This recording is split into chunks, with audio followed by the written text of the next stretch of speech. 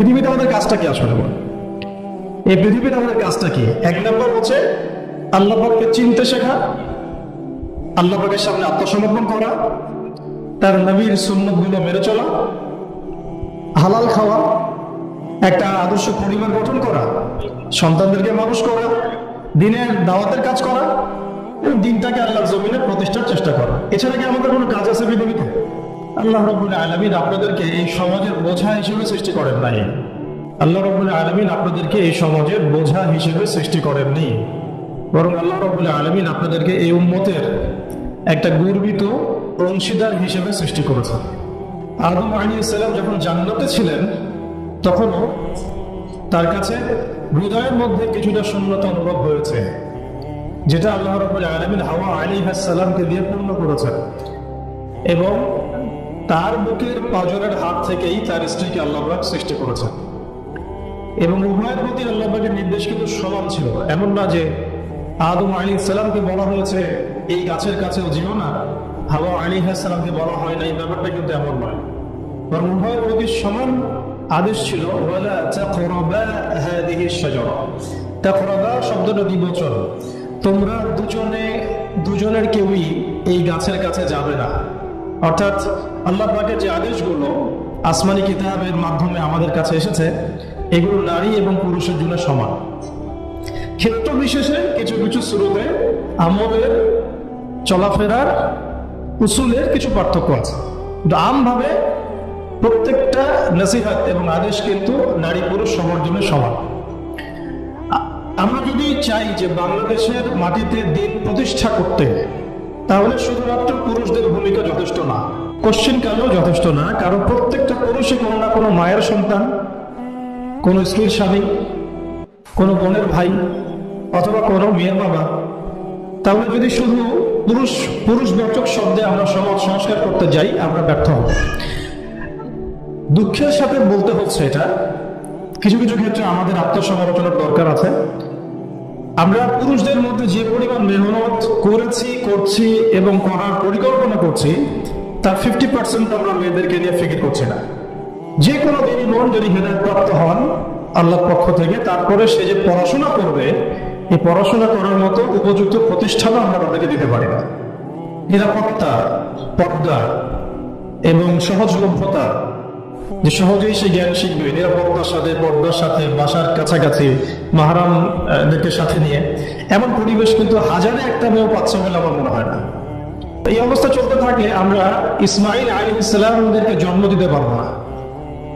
যদি প্রত্যেকটা পরিবারের কর্তা ইব্রাহিম না হন এবং মায়েরা হাজারা আলাইহিস সালাম এবং সারা আলাইহিস সালামের মতো না হন, তাহলে তো ইসমাইলি প্রজন্ম আমরা জন্ম দিতে পারবো না। সেক্ষেত্রে আমরা আল্লাহ পাকের জমিনে দিন প্রতিষ্ঠা করতে পারবো না। পৃথিবীতে আমাদের কাজটা কি আসলে বল? এই পৃথিবীতে আমাদের কাজটা কি? এক নম্বর হচ্ছে আল্লাহ পাককে চিনতে শেখা, আল্লাহ পাকের সামনে আত্মসমর্পণ করা, তার নবীর সুন্নতগুলো মেনে চলা, হালাল খাওয়া, একটা আদর্শ পরিবার গঠন করা, সন্তানদেরকে মানুষ করা, দিনের দাওয়াতের কাজ করা এবং দিনটাকে আল্লাহর জমিনে প্রতিষ্ঠার চেষ্টা করা। এছাড়া কি আমাদের কোনো কাজ আছে পৃথিবীতে? বাকি যে কাজগুলো সেগুলো আনুষঙ্গিক এবং সেগুলো ইবাদত হিসেবে গণ্য হবে যদি আল্লাহর জন্য হয় এবং রাসূলের তরিকায় হয়। যেমন কেউ যদি ঘুমায়, ঘুমানোর কাজটাও তো ইবাদত, যদি সেটা রাসূলের তরিকা মোতাবেক হয়। সিম্পল। খাওয়া দাওয়া করা আমরা আমাদের চাহিদায় খাই, কিন্তু এটাও ইবাদত হিসেবে গণ্য হবে যদি খাওয়ার সুন্নাতটা আমরা ঠিক মতো আদায় করতে পারি। তাহলে প্রতিটা কাজই সুন্নাত এবং ইবাদত হবে যদি আমরা সেটার তরিকা ঠিক রাখি। মূল কাজগুলো কি? মূল কাজগুলো হচ্ছে যে আবার বলতেছে, মূল কাজগুলো হচ্ছে এক, এই পৃথিবীতে আল্লাহকে চেনা, আল্লাহকে চিনতে শেখা। দুই, আল্লাহ রাব্বুল আলামিনের সামনে শর্তহীন আত্মসমর্পণ, শর্ত সাপেক্ষে না, একদম নিঃশর্ত আত্মসমর্পণ। তিন, আল্লাহ পাকের সমস্ত হুকুম আহকামগুলো মেনে চলা। চার, রাসূলুল্লাহ সাল্লাল্লাহু আলাইহি ওয়াসাল্লামের আদর্শ প্রত্যেকটা কাজে বাস্তবায়ন করা, সুন্নতের উপর থাকা। পাঁচ, হালাল খাওয়া। ছয়, আদর্শ পরিবার গড়ে তোলা। সাত, সন্তান প্রতিপালন। আট, সৎ কাজে আদেশ। নয়, অসৎ কাজে নিষেধ। 10, আল্লাহ পাকের এই জমিনের মধ্যে দিনটাকে প্রতিষ্ঠার চেষ্টা করা, যার যা সামর্থ্য আছে তাই দিয়ে। কেউ জান দিয়ে করবে, কেউ মাল দিয়ে করবে, কেউ কথা দিয়ে করবে, কেউ লিখনি দিয়ে করবে, কেউ প্রয়োজনে আল্লাহর পথে জিহাদ করবে, কেউ প্রয়োজনে শহীদ হবে, যার যেটা স্রোত সে সেভাবে করবে। এছাড়া কি দুনিয়াতে আমাদের কোনো কাজ আছে? তো এই কাজগুলোর মধ্যে এই কাজগুলোকে যদি আমরা বাস্তবায়ন করতে পারি তাহলে দুনিয়াতেও সফল হবো ইনশাআল্লাহ, পরকালেও জান্নাতে যাবো ইনশাআল্লাহ। এই তো এই কাজগুলো যদি আমরা বাস্তবায়ন করতে পারি দুনিয়াতেও সফল হবো ইনশাআল্লাহ এবং পরকালেও জান্নাতে যাবো ইনশাআল্লাহ। তো এক্ষেত্রে এই গন্তব্য হাসিল করার জন্য যে কাজটা সবার আগে দরকার, এতক্ষণ যেগুলো বললাম, এই গন্তব্যটা হাসিল করার জন্য সবার আগে যে কাজটা দরকার সেটা হচ্ছে শরিয়াতের একটা ন্যূনতম জ্ঞান অর্জন করা। শরিয়াতের ন্যূনতম একটা জ্ঞান অর্জন করা। শরিয়াতের ন্যূনতম জ্ঞান বলতে আমি কি মিন করছি, কি বোঝাচ্ছি? আমি বোঝাচ্ছি কমপক্ষে আপনাকে বিশুদ্ধ করে কোরআন তেলাওয়াত করা শিখতে হবে, 1 নাম্বার। এর সাথে আপনাকে আরবি ভাষা কিছুটা হলেও শিখতে হবে যাতে আপনি কোরআনটা বুঝতে পারেন। 3 নম্বর হচ্ছে হাদিস শাস্ত্র পড়ার যোগ্যতা আপনাকে অর্জন করতে হবে, মানে হাদিস পড়াশোনা করতে হবে।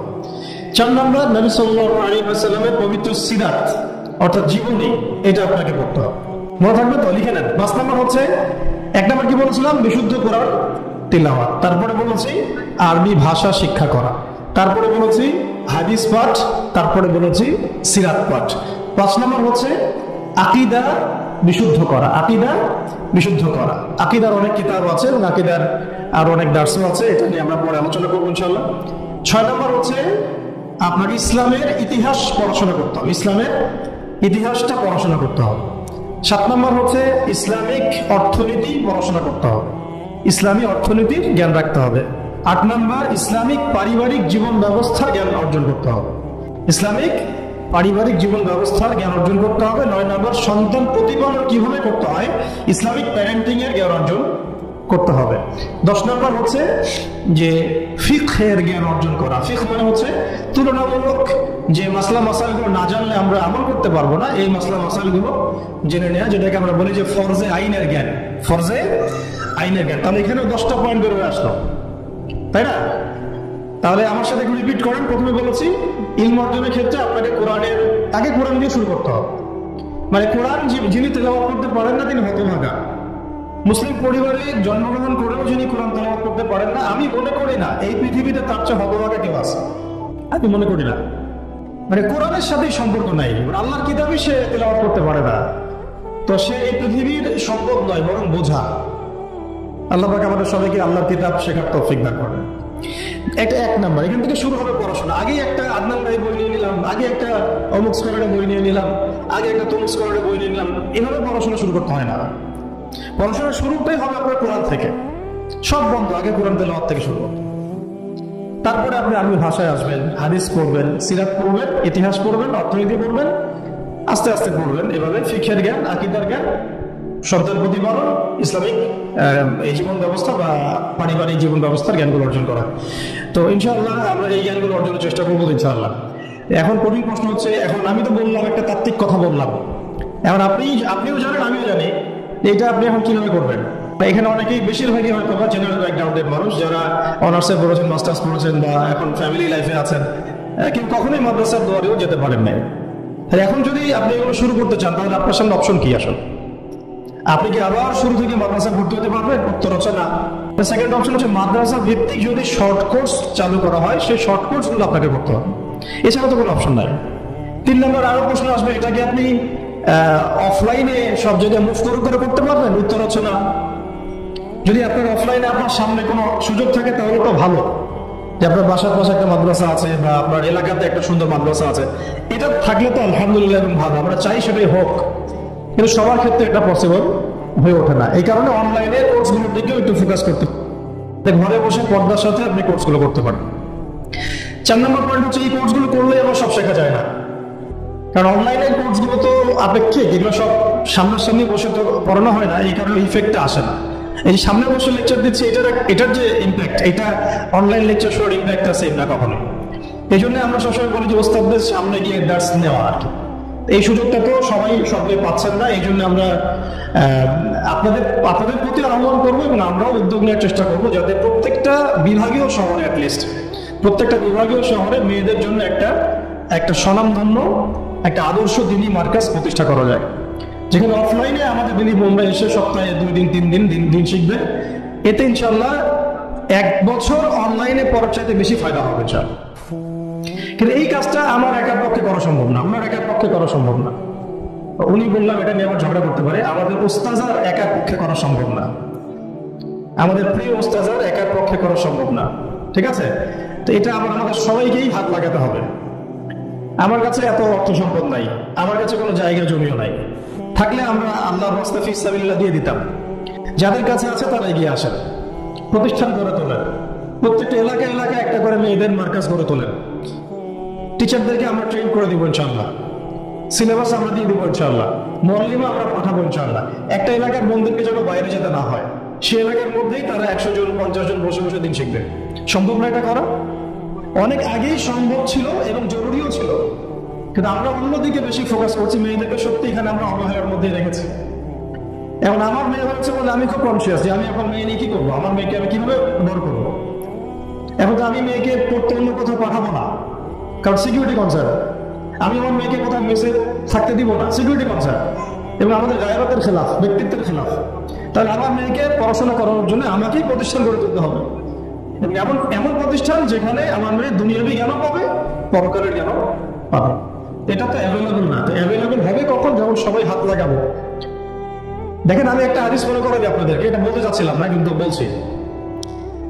নবী সাল্লাল্লাহু আলাইহি ওয়াসাল্লাম একদিন ঈদের খুতবা দিচ্ছিলেন এবং ওই খুতবাতে তিনি বলেছিলেন যে, হে মুসলিম নারীগণ, আমি জাহান্নামে দেখে এসেছি যে তোমাদের সংখ্যা বেশি। মুসলিম নারীগণের সংখ্যা বেশি এটাও হাদিসের সঠিক ফাহাম না, মানে পুরো এই উম্মতের মধ্যে নারীদের একটা বড় অংশ জাহান্নামে যাবে এই উম্মতের মধ্যে।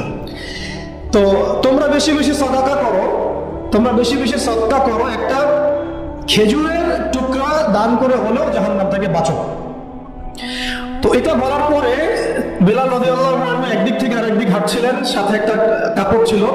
নারীরা তাদের কেউ গলার হার, কানের দুল, হাতের মানে চুড়ি, এগুলো সোনা সব খুলে খুলে দান করছিলেন।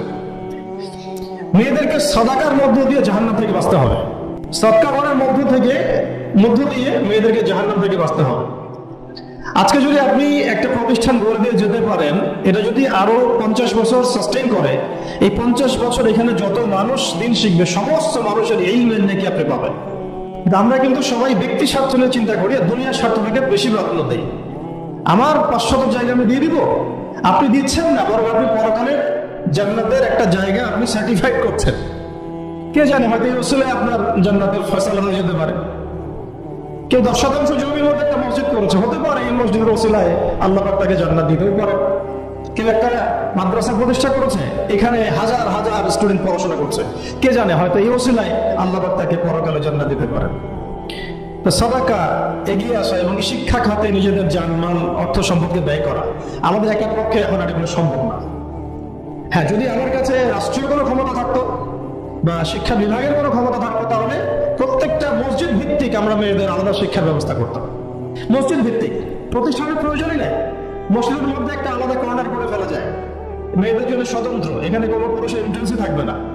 মেয়ে শিক্ষক, মেয়ে শিক্ষিকা, মেয়ে ভলান্টিয়ার সবই মেয়ে, এবং ওস্তাদদেরকে দিয়ে এখানে ফরজে আইন থেকে শুরু করে তাদেরকে একদম মওলানা পর্যন্ত পড়ানো সম্ভব।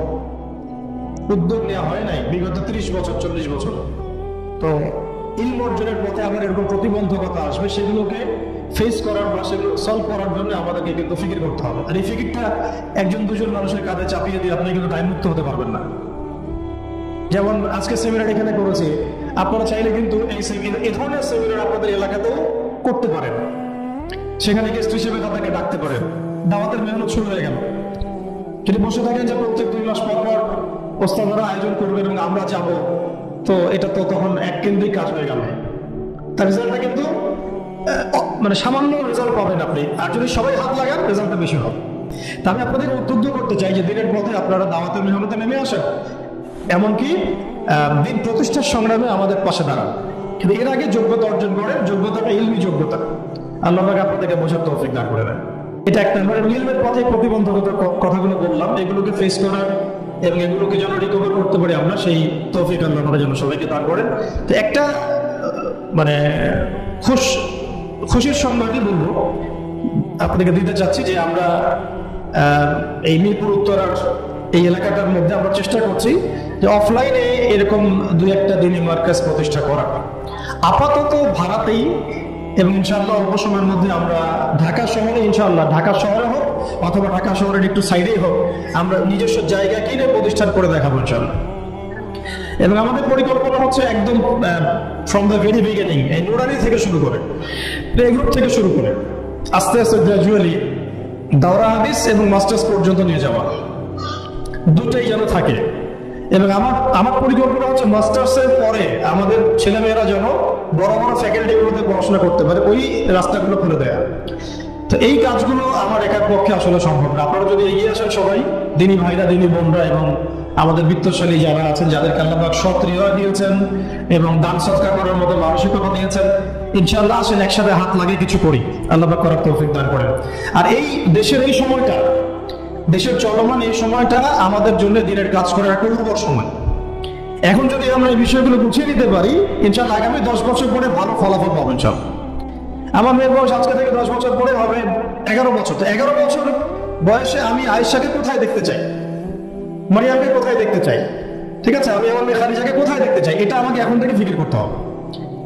রেডিমেড কিছুই পাবেন না, এই যুগ রেডিমেড আপনাকে কিছু দিবেই না। যদি মনে করেন একটা স্কুল প্রতিষ্ঠান চাচ্ছি রেডিমেড, যেখানে বাচ্চাকে ঢুকাবো ওকে আলেভাবে বানিয়ে বের করে দিবে, এমন কোনো প্রতিষ্ঠান আপনি পাবেন না। রেডিমেড কিছু হয় না, নিজের অনেক কন্ট্রিবিউশন লাগে এখানে। শুধু প্রতিষ্ঠান, শুধু কিতাব কখনোই একজন ব্যক্তির ভবিষ্যৎ করতে পারবে না।